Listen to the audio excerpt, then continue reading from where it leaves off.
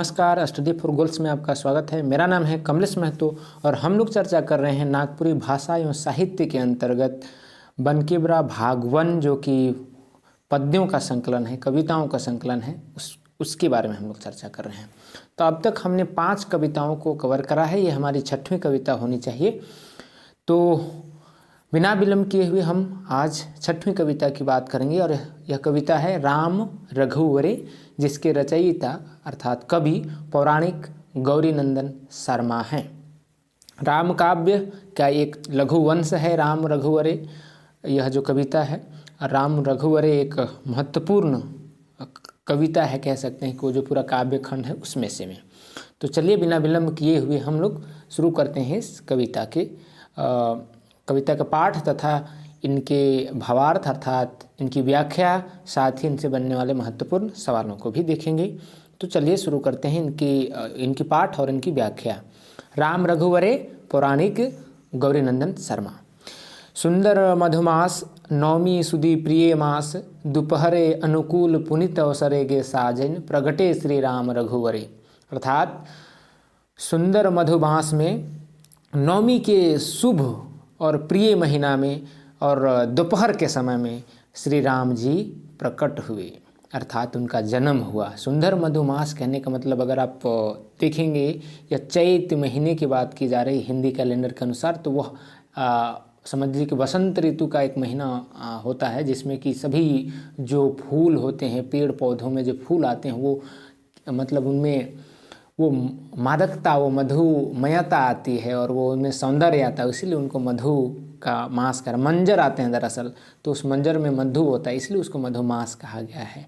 और नौमी सुदी प्रिय मतलब नौमी का वो चैत महीना का नौमी का वो दिन, वो शुद्ध प्रिय महीना, और कौन सा समय, दोपहर के उस अनुकूल पुनित मतलब पवित्र अवसर पर श्री राम जी का जन्म होता है। तो कुल मिला के उनके जन्म के समय की यहाँ पर व्याख्या है, बड़ा सुंदर व्याख्या है। अगली पद्यांश में क्या कहा गया है। वन में फूल फुलाए, गिरी मणि दमकाए।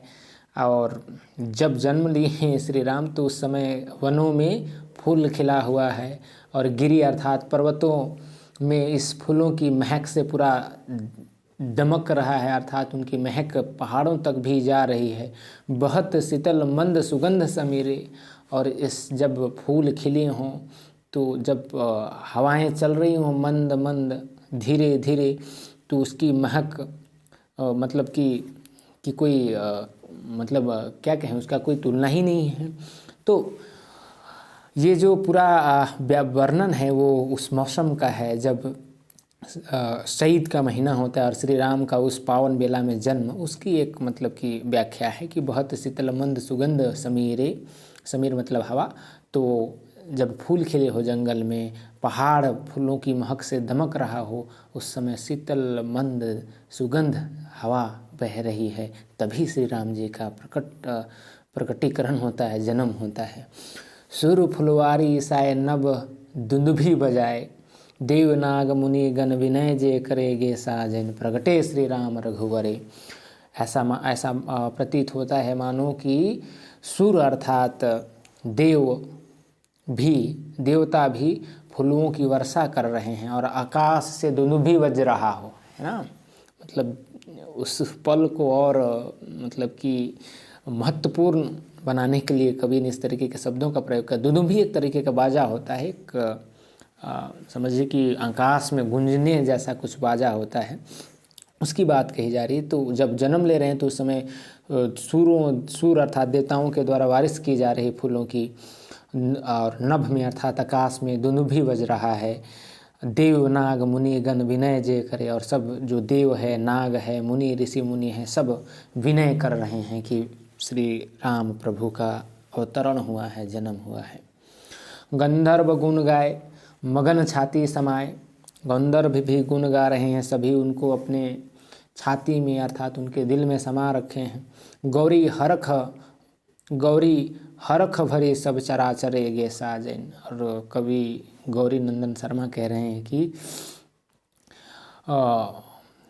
मैं भी खुश हूँ इस पल में, और मैं क्या पूरा सब चराचर मतलब जो अचल और चल जितने भी जीव हैं, जो चराचर जीव हैं, वो सब भी इस पावन बेला में, इस खुशी के पल में सब खुश हैं, सब हरख हैं, हरख भरे सब चराचर के साजन।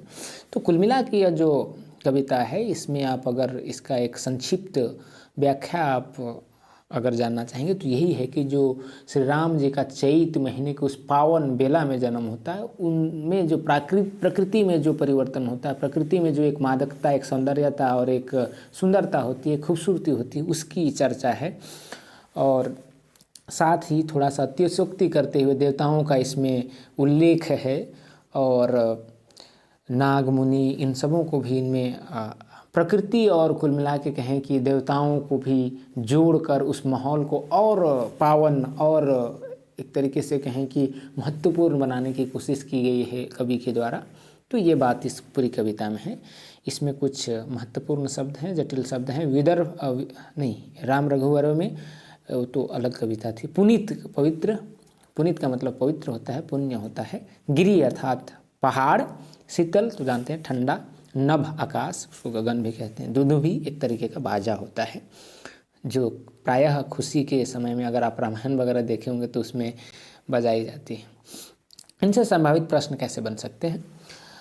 जनरली कवि का नाम रखना बहुत ज़रूरी होता है, चाहे आप जो भी अभी तक हमने कविताएं पढ़ी है उनमें कविताओं के साथ साथ उनके कवियों के नाम और उनमें महत्वपूर्ण जो शब्द प्रयोग हुए हैं और जो उनका संदर्भ है, अर्थात कविताएं जिस पृष्ठभूमि पर लिखी गई हैं उनको जानना बहुत अहम है।